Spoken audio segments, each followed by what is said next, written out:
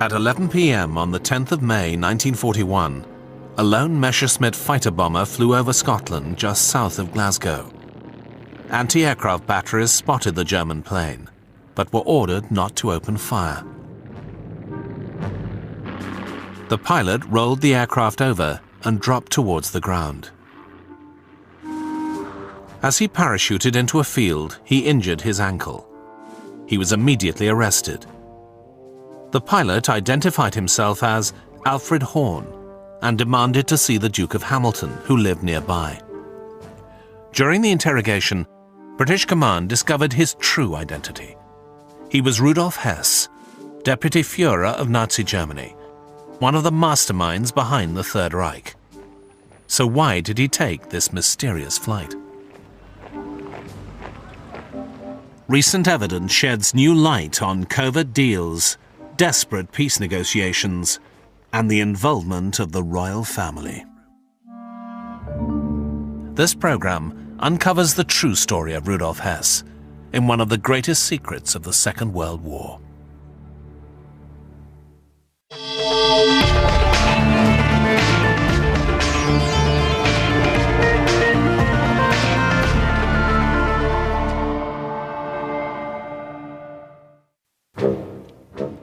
The life of Rudolf Hess, deputy to Adolf Hitler, began far from the Third Reich. He was born in Alexandria on the 26th of April 1894, the son of a German importer. During the Great War, Hess served in an elite unit of stormtroopers.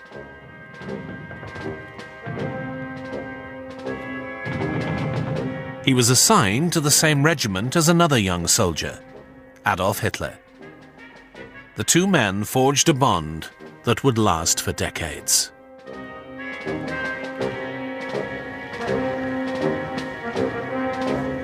In the Battle of Verdun, Hess, however, was shot in the chest. After an extensive period of recovery, he became a lieutenant in the German Air Force and learned to fly.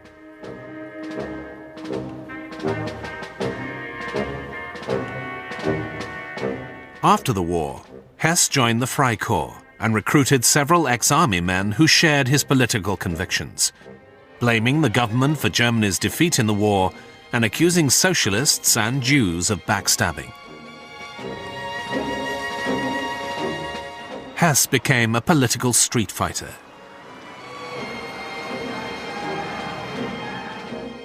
He joined his old comrade Adolf Hitler in the Beer Hall Putsch of 1923, an attempt to overthrow the government in Munich. Both men were sentenced to 7 months in Landsberg prison, cementing their friendship. While in Landsberg, Hitler dictated Mein Kampf to Rudolf Hess. After the men were released, Hess became Hitler's private secretary, the first move in his unstoppable rise to power. In 1932, Hitler made him chairman of the Central Political Commission of the Nazi Party. A year later, he was appointed Deputy Führer, one of the most powerful positions in the Third Reich.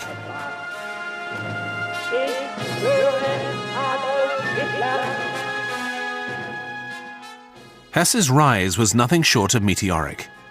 Now at the heart of the party, he was involved in the selection of all senior Nazi officials.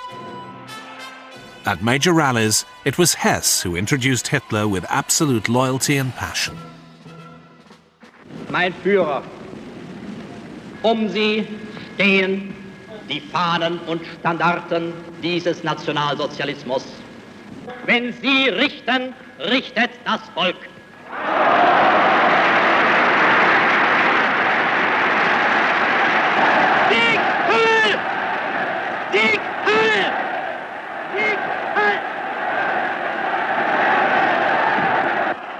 But in August 1939, their friendship underwent a dramatic reversal.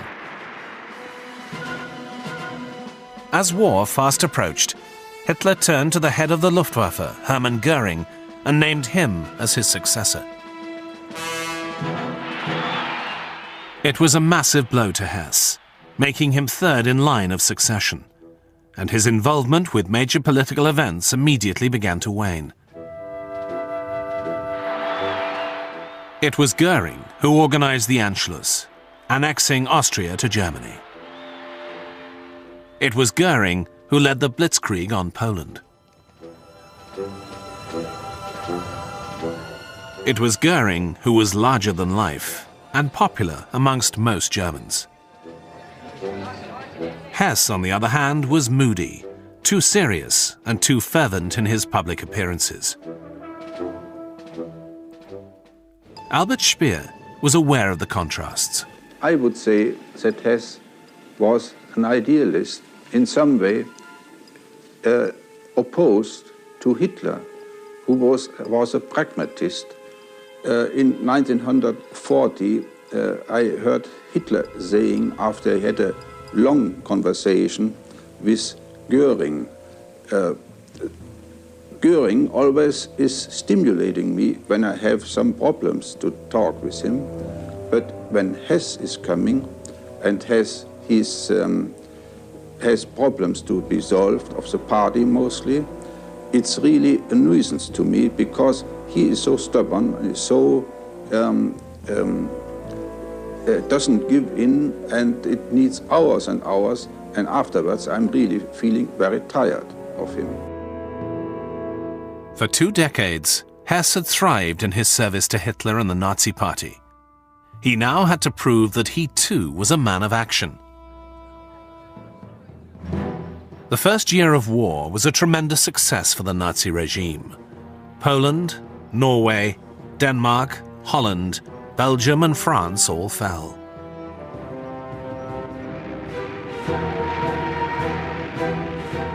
Goering had more than delivered his promises. His bombers and fighter planes overwhelmed all opposition.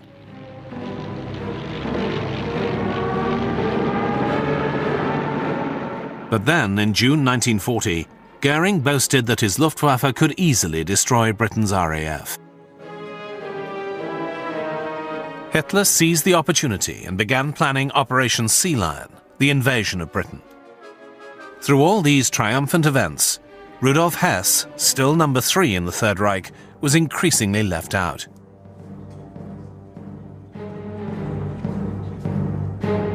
Hess was baffled at his sudden loss of control. He had to do something, or he would die politically. He didn't believe Britain was Germany's natural enemy. It was the Soviet Union.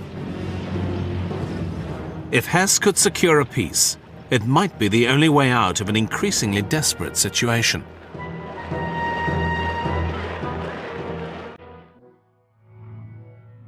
Although Britain and Germany were at war in 1940, Hitler wanted to avoid fighting Britain to the bitter end. He stated he was willing to leave the island alone, if Germany was allowed a free hand in mainland Europe. Meanwhile, Deputy Führer Rudolf Hess watched his own power within the Nazi Party disintegrate. If he could strike a peace deal with Britain, he would win back Hitler's favor. Hess was encouraged by his former teacher, Professor Karl Haushofer, and Haushofer's son, Albrecht, a close friend and dedicated Nazi. But Albrecht also believed Hitler was an impediment to victory. No British government would trust him, and that he must be removed before peace could be made. Hess did not agree. He would start the negotiations himself. Hess was confident he would find sympathetic ears in Britain. But the political landscape was extremely complex.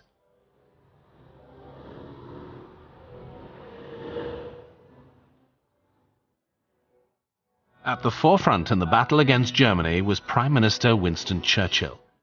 History has judged him one of the greatest leaders, but at the time he was not respected by everyone in Britain. He'd only been Prime Minister since May 1940, and many regarded him as a maverick politician, an adventurer and an opportunist. It was only his consistent opposition to Nazism since the early 1930s that made him the right man for the job. He epitomized his country's defiance during the Battle of Britain, and the people loved him for it. But there were many other politicians and members of the British establishment who did not share his no-compromise attitude. His predecessor, Neville Chamberlain, had wanted to negotiate a deal with Hitler and avoid war. He was only too aware that Britain was not ready to fight Germany. In September 1938, Chamberlain had signed away part of Czechoslovakia to appease Hitler's desire for power in Central Europe. Returning home, Chamberlain was confident of peace. I had another talk with the German Chancellor, Herr Hitler. And here is the paper which bears his name upon it as well as mine.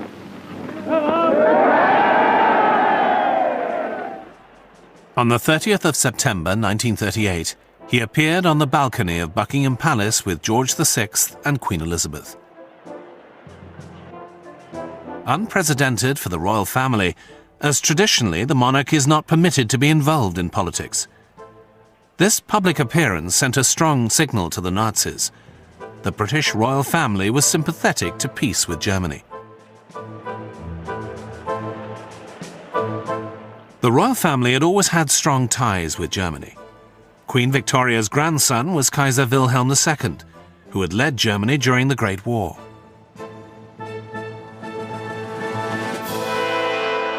But George VI was a cautious figure who took his responsibilities seriously and would not allow his sympathies for Germany to go too far.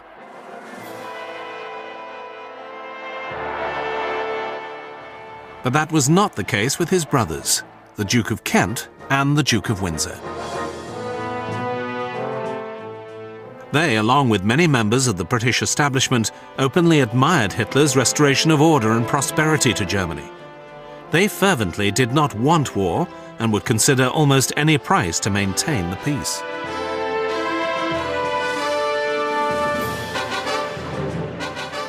A key figure in secret peace missions between the royal family and Germany was Wing Commander Sir Louis Gregg. Special assistant to the Duke of Kent, he was a close friend of the royal family and regularly played tennis with the king. In May 1939, Gregg visited Berlin on a secret mission to assess the political situation for the king and maintain contact with senior Nazis, including, of course, Deputy Führer Rudolf Hess.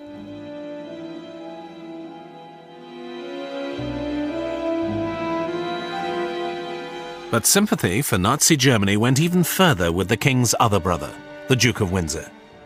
In 1936, he put his own interests first, abdicating as monarch to marry Wallis Simpson, an American divorcee. After giving up the throne, he was created the Duke of Windsor and moved abroad. In 1937, he visited Nazi Germany and met Hitler. Even after the outbreak of war, he retained some sympathy for the Nazi cause.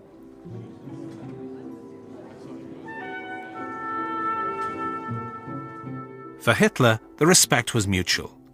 He even considered the Duke a possible puppet head of state if Germany invaded Britain. But it was not only members of the royal family and Neville Chamberlain who were eager for peace with the Nazis.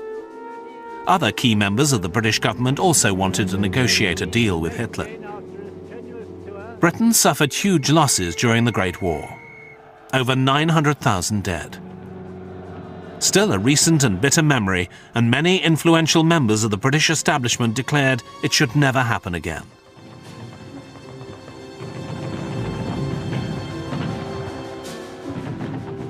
Lord Halifax, the Foreign Secretary, was also a major supporter of Chamberlain's appeasement policy. On the 9th of June 1939, just 3 months before the outbreak of war, a secret meeting was held at the Foreign Office in London. It was chaired by Lord Halifax and included several foreign delegations. The Germans were represented by Duke Adolf zu Mecklenburg, a strong supporter of the Nazi regime. Wing Commander Sir Louis Gregg, special assistant to the Duke of Kent, was also present. There is no record of the purpose of the meeting, but it most likely concerned avoiding conflict with Germany. With such senior members of the British establishment interested in peace, it wasn't surprising that Hess thought he could broker a deal. But by September 1939, Chamberlain's policy of appeasement had convinced Hitler that Britain would not fight. And on this error of judgment, Winston Churchill came to power in 1940. In Germany, however, Hess's career was deteriorating rapidly. He was sure key figures in the British establishment, including the royal family, would still welcome a gesture of peace from Nazi Germany. His political future depended upon it.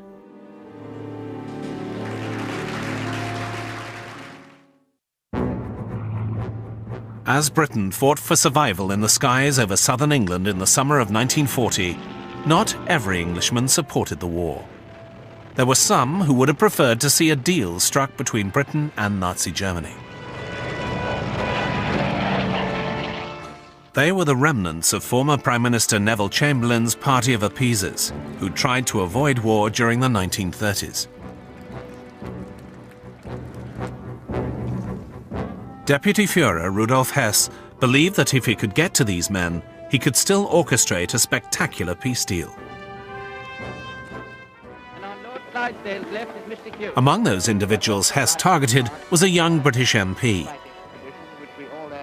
the Marquis of Clydesdale, a handsome young man of action and no stranger to popular acclaim and success. In 1933, he led an expedition by air to explore the Himalayas. At a time when aircraft were still primitive and unable to fly at high altitudes, it was a brave and risky adventure. He was the first man to fly over Mount Everest and wrote a dramatic account of his journey in The Pilot's Book of Everest. A copy of this book, signed from English friends, found its way into the hands of Rudolf Hess. In 1936, the Marquis attended the Olympic Games in Berlin with many members of the British establishment. There, they openly expressed their admiration for Hitler and what he'd achieved for his people. Their attitude was summed up by Major Featherstone Godley of the British Legion in a conversation with Hitler and Hess caught on film. We British never felt anything but respect for our German enemies in the war years across the other side of the trenches. 49 nations attended the 1936 Olympic Games, and it was here that Clydesdale first met Rudolf Hess, an allegation later denied by Clydesdale's family. But Clydesdale was one of the key members of the Anglo-German Fellowship, and one of the people present at the secret meeting held to discuss peace with Germany just months before the outbreak of war.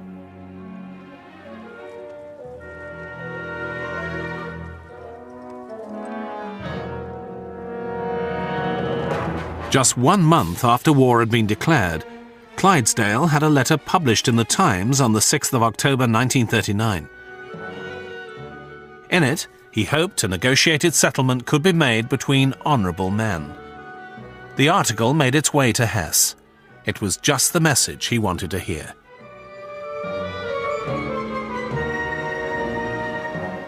In 1940, Clydesdale succeeded his father as the Duke of Hamilton. Hess knew that Churchill was the major obstacle to brokering a peace deal. He would have to bide his time and wait for his moment. By September 1940, RAF pilots had taken on and defeated the best of the Luftwaffe. At the height of the battle on the 15th of September, the RAF shot down 56 German planes, losing only 26 themselves. Hermann Goering, commander of the Luftwaffe, had lost the Battle of Britain. Hitler had no choice but to postpone his planned invasion. The Battle of Britain was a critical turning point for Hess. With Goering's failure, Hess could shine. But Hitler already had his mind on other projects. Russia.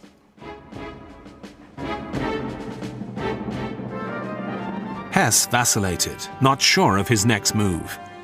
If he went to Britain and botched the negotiations, the consequences would be devastating. The risk seemed too great, and he continued to lie low, waiting in the shadows. In Britain, victory renewed interest in a negotiated settlement with the Nazis. But Churchill immediately rejected the idea. He believed any agreement that left the Nazis in power would lead to greater problems in the future. He seized the moment and moved against his remaining enemies within the British establishment.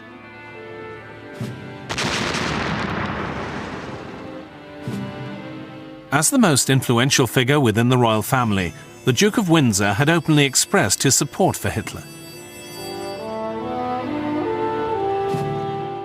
With the fall of France in May 1940, he and Wallace flew to Lisbon rather than return to Britain. There, the Germans quietly sounded him out regarding peace negotiations.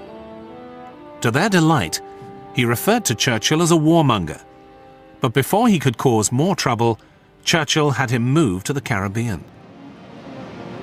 There, he was appointed governor of the Bahamas for the rest of the war, thwarting him from doing any further damage.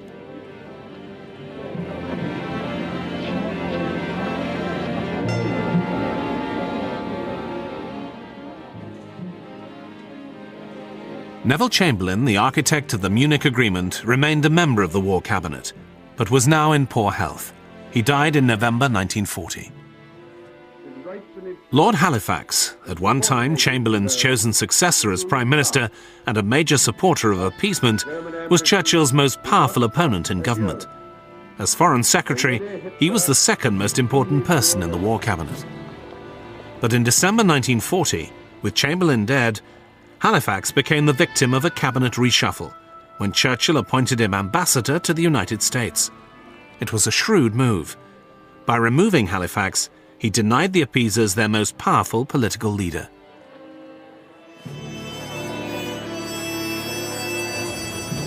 Churchill then strengthened his position by replacing Halifax with Anthony Eden, a pro-war, pro-Churchill figure.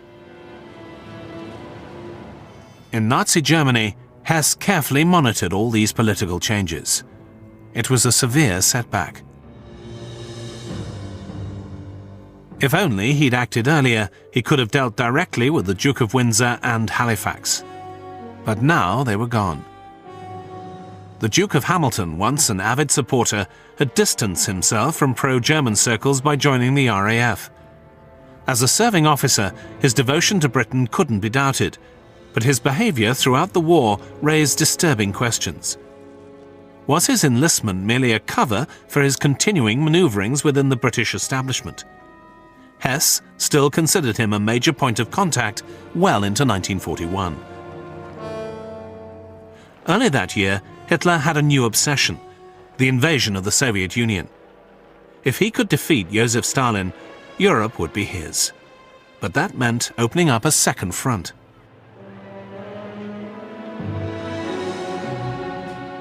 Hess hoped to avoid this by eliminating Britain from the war with a peace treaty. If successful, it would be a huge strategic victory and a personal triumph. Hitler could devote all his resources to defeating Stalin without having to think about Churchill. And for Hess, his status within the Nazi regime would be secure. In May 1941, he made his decision. In the spring of 1941, Rudolf Hess was the third most important man in the Third Reich. But on the afternoon of the 10th of May, he left all his official Nazi duties behind him. That day, he stayed at home with his wife and 3-year-old son. Over tea, he explained that he was going on a journey. He said he would not be away for too long, and kissed them both goodbye. Frau Ilse Hess recalled her last day with her husband. And I was a little bit suspicious, and I asked him, when will you be back? He said, oh, I'll have a plane flying this afternoon in Augsburg, and then I'm going with the train to Berlin. I think I'll be back on Monday. And I looked at him and said, I don't think that you will be back on Monday. He just was startled, because at this moment he thought, does she know anything? Or has she a suspicion? I had none. I only thought he won't be back on Monday. Hess was driven from his home in Munich to an airfield in Augsburg. There he climbed into a Messerschmitt Me-110, which had had its guns deactivated and its bombs removed. It would be a one-way trip only, as on board there wasn't enough fuel for his return. The Deputy Führer was dressed as a Luftwaffe flight lieutenant. Over the previous few months, despite being forbidden by Hitler to fly, Hess had secretly been honing his long-distance flying skills. Equipped with only a map on which he'd penciled his course, he started up the aircraft's engine. Flying solo, he followed an 800-mile route to Scotland.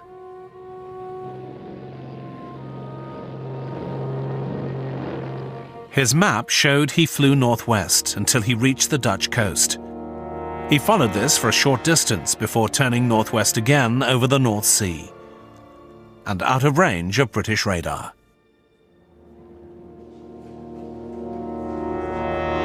It was a trip fraught with danger. Because the flight had not been reported to the German air authorities, he ran the risk of being shot down by German night fighters or anti-aircraft batteries.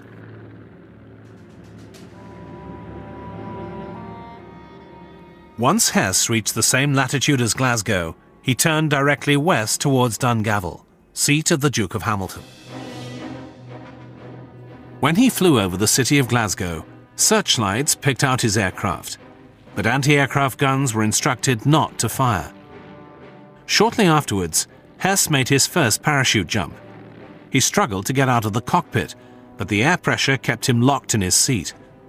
The only way he could escape was to roll the plane over, so he could drop out. He fell to earth in a field as his aircraft crashed. It was a remarkable achievement of navigation. He was very close to where he wanted to be, but not close enough. Just 8 miles away was Dungavel House, the family home of the Duke of Hamilton, Hess's intended first point of contact. Dungavel House also had a hangar and runway, making it the perfect place to land. A local woman would later report seeing landing lights turned on along the runway, but Hess could not find it in time and parachuted into a nearby field. But rather than being met by the Duke of Hamilton, Hess was confronted by a farmer armed with a pitchfork. David McLean quickly became something of a national celebrity. Yes, I'm the man that captured Rudolf Hess.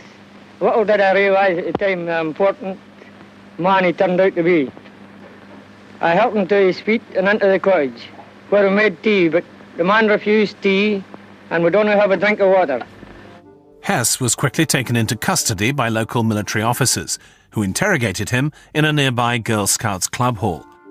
Captain Graham Donald recalled discovering his true identity. I asked him for his autograph.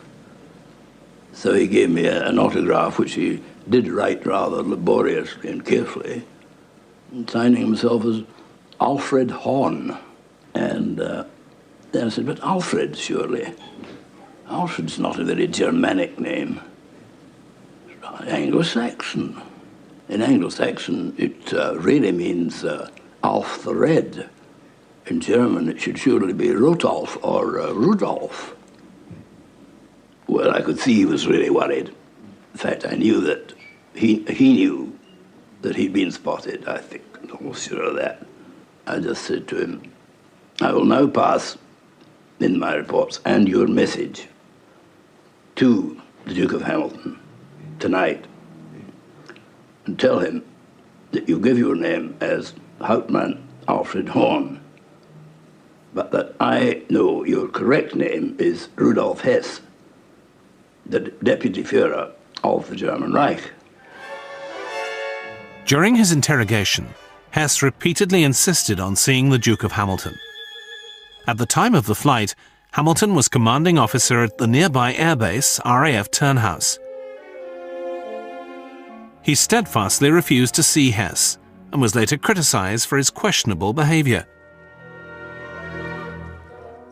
Some thought that if he wasn't expecting Hess, he would want to see the man purporting to be Germany's deputy Führer, if only out of curiosity.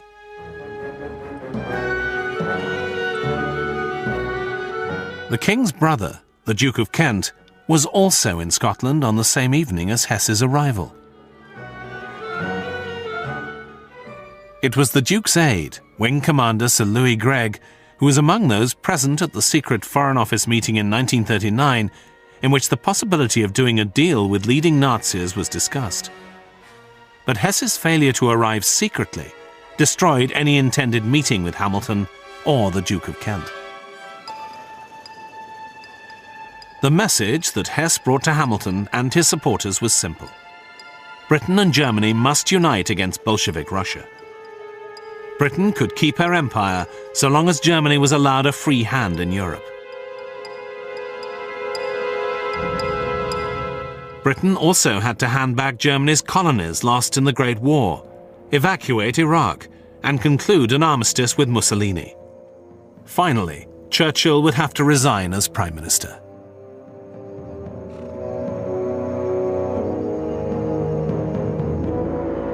But once Hess had been arrested, members of the British establishment acted quickly to distance themselves from the fiasco.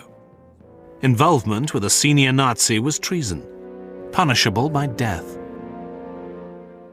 The Duke of Hamilton was criticized for his handling of the events of that night, but continued to display his devotion to the war effort by serving in the RAF. Secretly, however, he appealed to Churchill for mercy. A few days later, a carefully worded statement was made in the House of Commons, which cleared Hamilton of any direct involvement in the plot. The Duke of Kent continued his work for the RAF, becoming an Air Commodore in the welfare section of the Inspector General's staff. In Germany, word finally reached Hitler of Hess's disastrous flight to Britain. Nazi radio broadcasts announced Hess was suffering from mental illness. Propaganda Minister Joseph Goebbels released the following statement. It seems that party member Hess lives in a state of hallucination, as a result of which he felt he would bring about an understanding between England and Germany. The National Socialist Party regrets that this idealist fell a victim to his hallucination. This will have no effect on the continuance of the war which has been forced on Germany. But how much did Hitler really know of the secret mission? It's more than likely he was aware of Hess's interest in opening negotiations for peace. After all, a diplomatic success would suit Hitler, but he would never have condoned his deputy's personal flight.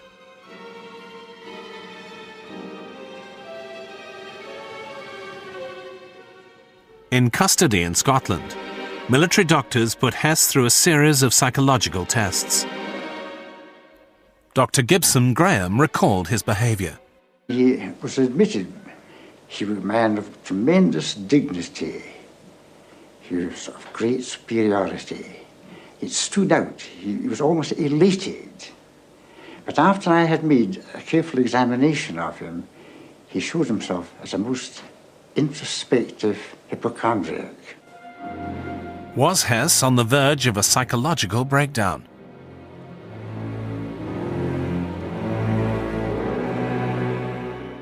A recent investigation has revealed fascinating details of the 15 months following his capture. From his cell, Hess may still have been involved in a plot with a member of the royal family to secure peace.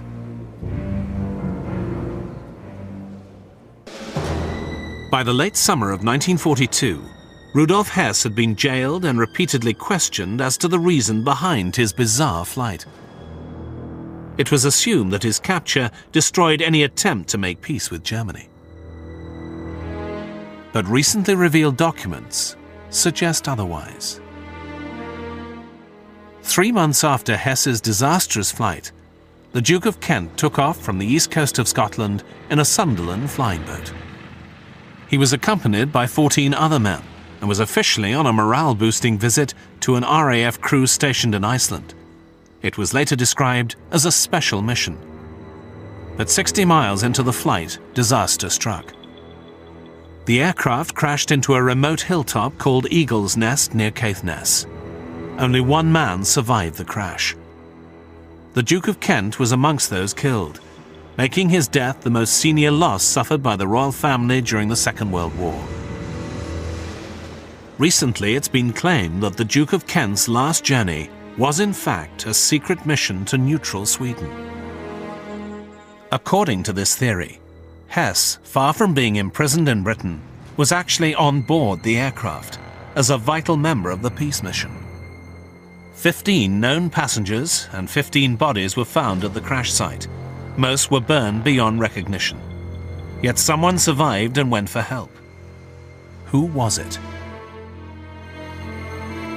The theory further claims that the British government kept a double of Hess imprisoned in Britain, presumably to foil any rescue or assassination attempts. It was alleged that the real Hess was on board the doomed aircraft, spearheading the secret peace process, and that it was Hess's double who was put on trial after the war. Drugs administered to Hess may have affected his mind, but if this theory is correct, this man could not remember anything about Hess's past, precisely because he wasn't Hess. It also explains why distinctive wounds from the First World War were not found on Hess's body during his imprisonment in Spandau. Hess was shot through the left lung in the First World War, yet consultant surgeon Dr. Hugh Thomas could find no evidence of the wound when examining him. I expected to see very considerable evidence, an obvious frontal wound, an exit wound, and an operative scar of some considerable dimensions. I saw none of this. But further research among First World War medical records in Munich suggests that Hess's wounds could have been more minor than reported and could have healed almost completely, leaving little trace of the injury. Whatever the case, many members of the British aristocracy and establishment were involved in a conspiracy to strike a peace deal with Hitler, despite Churchill's defiance. Central to this plan was Hess's flight. But rather than exploit the conspiracy, surprisingly, Churchill buried the incident. Nazi propaganda minister Joseph Goebbels couldn't understand why the British didn't publicize the capture. Goebbels later declared he would have done that had the roles been reversed. But Churchill played a more subtle political game. By keeping Hess out of the public eye, he disarmed his opponents and thwarted any public discourse of a negotiated settlement with the Nazis. For Churchill, the total obliteration of the Nazi regime was the only acceptable outcome. His political savvy was correct. Hess disappeared from public view. The British peace conspirators had been defeated.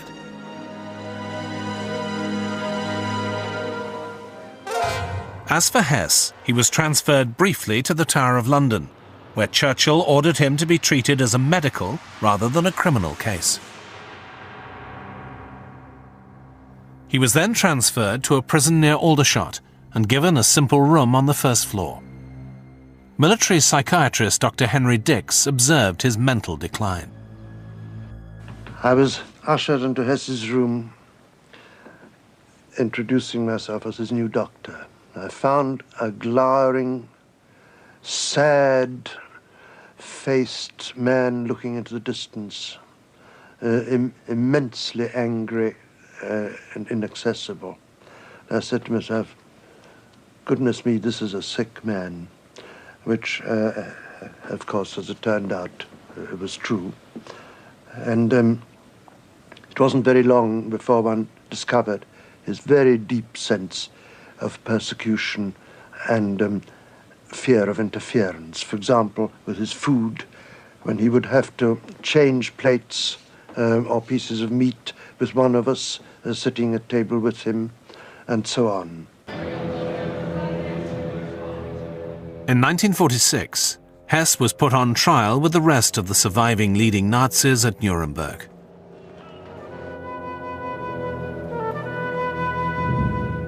During the trial, he came over as a pathetic, slightly deranged figure.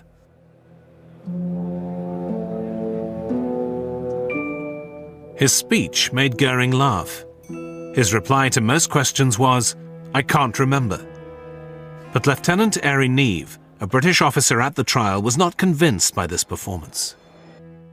He clearly was exaggerating what amnesia he suffered from. He had definite motives for doing this.